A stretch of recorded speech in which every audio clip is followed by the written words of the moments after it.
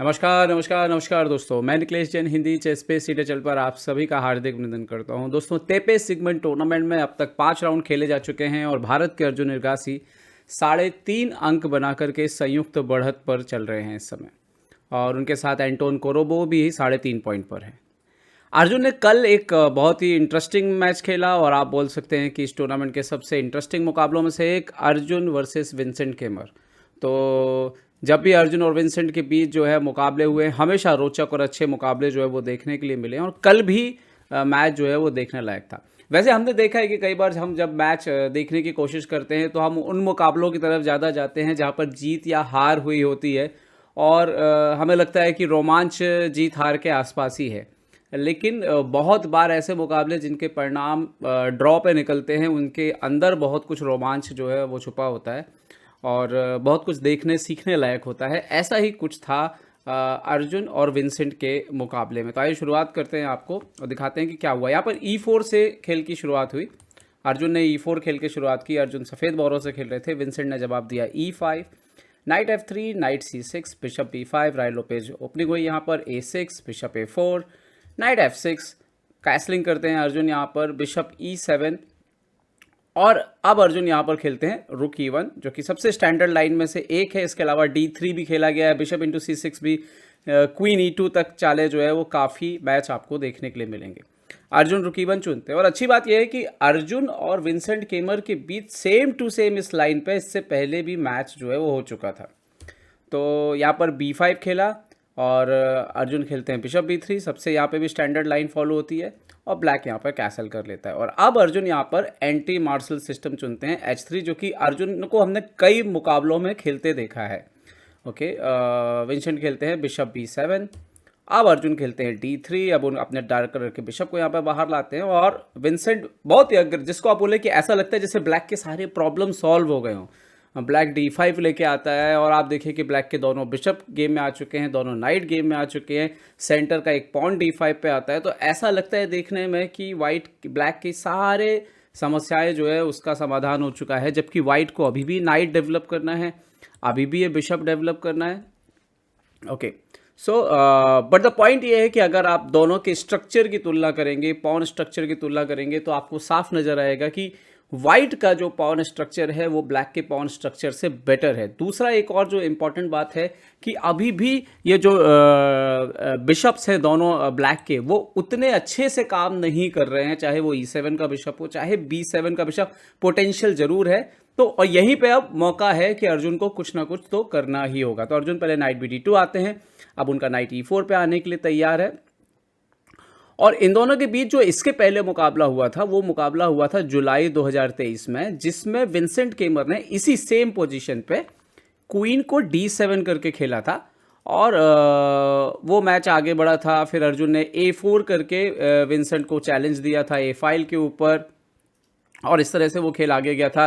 Vincent का night F4 पर आया था और उस मैच में अर्जुन ने विंसेंट केमर को पराजित किया था। तो निश्चित तौर पर विंसेंट के दिमाग में वो पुराना गेम, वो पुरानी बात रही होगी और विंसेंट यहाँ पे तैयारी करके आए थे। और विंसेंट की तैयारी में आज उनके घोड़े का जो रोल था वो बहुत महत्वपूर्ण था।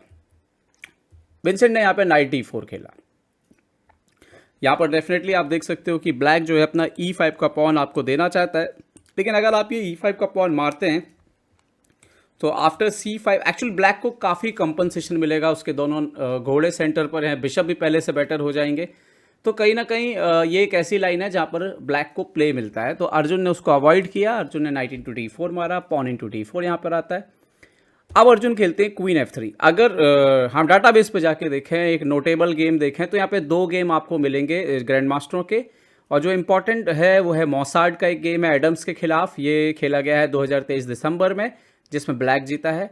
और एक और गेम है स्वाने रुस्मुस, जो कि हैं प्लेयर हैं और 2650 के आसपास रेटिंग है उनकी। उन्होंने ब्लैक से एक मैच जीता है, उस पर उन्होंने C5 किया। मतलब यहाँ पे 2 लाइन थी, एक तो C5 और रुक B8। निश्चित तौर पर ऑनलाइन या कहीं ना कहीं बहुत सारे गेम खेले गए होंगे, लेकिन डाटाबेस में जो गेम दिख रहे हैं उसमें 2 गेम नज़र आते हैं। यहाँ पर विंसेंट ने एक चाल खेली जो बहुत ही इंटरेस्टिंग है, रुक A7। और ये रुक A7 मुझे लगता है 2-3 चीज़ों से मिली जुली हो सकती है। एक तो जो पिछले बार अर्जुन ने A4 से काफ़ी परेशान किया था, उस बात को ध्यान में रखते हुए रुक को A5 पे रखना चाह रहे होंगे विंसेंट।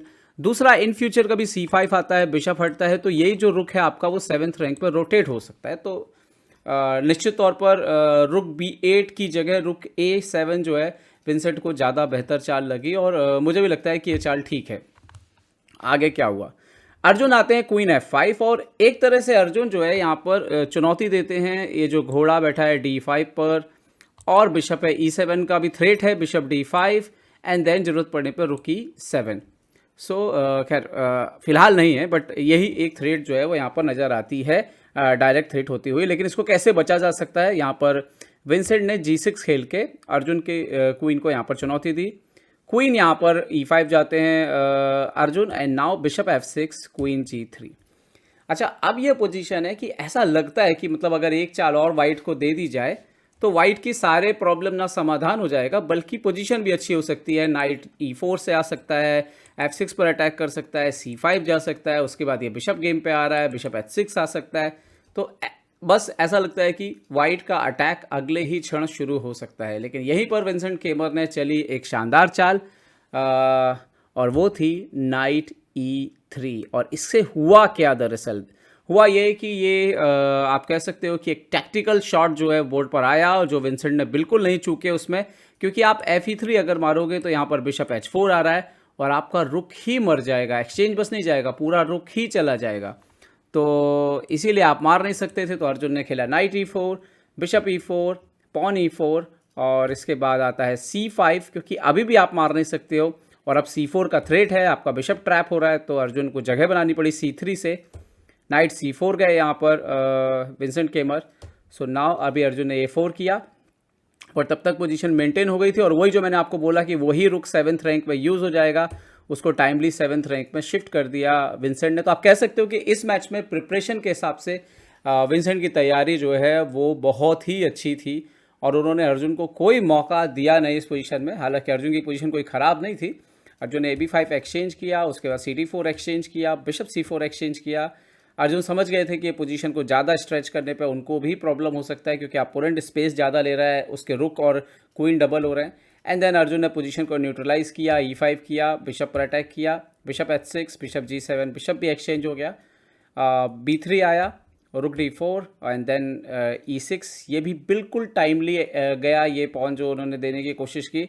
यहाँ पे अगर FE6 मारते तो एक तरह का ट्रिक जैसा है यहाँ पे, क्योंकि क्वीन E5 चेक आकर के क्वीन इंटू C5 मरेगा, और वो पोजीशन थोड़ी अनकंफर्टेबल हो सकती है ब्लैक को, क्योंकि E6 वाला पॉन जो है वो वीक है और किंग की पोजीशन भी वीक है। लेकिन विंसेंट ने यहाँ पे कोई गलती नहीं की, उन्होंने क्वीन D6 खेला, एक्सचेंज किए क्वीन, रुक इंटू D6, नाउ रुक E5, नाउ रुक इंटू E6, रुक इंटू C5, सो रुक E5, और इसके बाद रुके C1। किंग को भी, दोनों के किंग गेम पे आ गए, और इसके बाद लगातार जो है चेक देते हुए यहाँ पर मुकाबला जो है वो ड्रॉ हो गया। तो ये बड़ा ही इंटरेस्टिंग मुकाबला था जो कि अर्जुन और विंसेंट केमर के बीच में खेला गया, और इसमें कहना होगा कि विंसेंट की तैयारी काफ़ी अच्छी थी इस मैच में, टैक्टिकली भी काफ़ी शार्प थे, उन्होंने कोई मौका कहीं से चूका नहीं।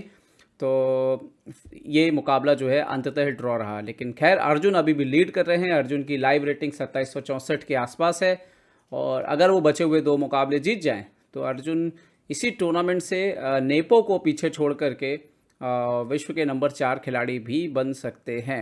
अभी तक टोटल 5 राउंड हुए हैं, अर्जुन 3.5 पर हैं, और आज उनका मुकाबला पीटर स्वीडलर से है, और आखिरी राउंड में उनका मुकाबला मेजबान स्वीडन के नील्स ग्रैंडोलियस से होगा। तो उम्मीद करता हूँ ये वीडियो आपको पसंद आया होगा। पसंद आया तो लाइक शेयर और सब्सक्राइब करना ना भूलें। देखते रहिए चेस बेस इंडिया दोस्तों। मैं निखिलेश जैन, धन्यवाद, जय हिंद।